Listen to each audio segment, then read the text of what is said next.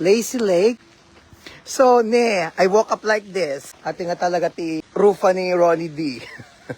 Beautiful day.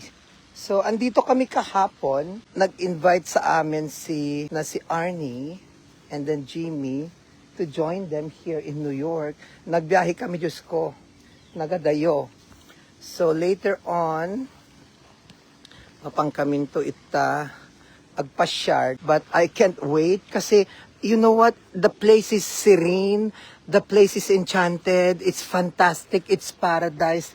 This is the best place for me siguro to unwind kasi alam nyo naman mga Caronians, I really needed this for the longest time. Supposed to be, Bubbles will be here kaya lang she can't take her day off. So hanggang Tuesday pa kami dito. Kaya papakita ko yung harapan. Ayan oh. Welcome to our campsite, Jimmy and Gemma, Rochester Hill, Michigan. Oh, di ba? Our house with my son.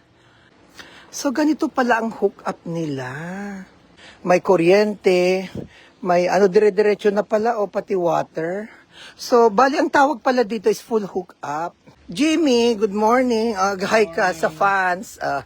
Oh my God. See, good morning. See, ayan, good morning. Ready na. Para akong waterbed ang aking bed. Kita mati, look at my face now. Talaga nga relax, beauty. Ganun talaga. Later on, mapang kami itami ati lake, tapos pang kami di tagpasya-pasyar, ag-hiking kami, ag-kayak kami, kada ag-boat kami, kada whatever ta. Nakukum pa lang itanay, madam. Napapututak palabo. Aba, na. Cats and release kan titawag na kasta. So, nakita ka takwa na, hook up talaga. Nga kwa. Kompleto. So, nga kas ligayam. Kita mabaka na bang Lucinder, napudot pa'y data, tatay inalami. You know what, tatatan na sursurwa dato yan. Kung naktotal ka kwamot, dagiti anak may magkadarakal, just like Gemma, kini Jimmy. So, we probably do this kasi ta syempre bumakmatitaon, di ba? Retirement age na rin kami. Can you imagine, I'm 62. Oh, kailangan na namin ng O, di ba? Here? Ala nga nga kwa. Nga, talaga nga bumakit tayo nga talagan. Kaya, guys, come on. Mag-relax na tayo. Ore awanti kwa. Kakwarta-kwarta, awan orno nga talaga.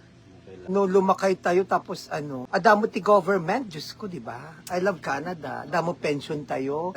Ag-asak to ti kwan. Ta syempre, di ba?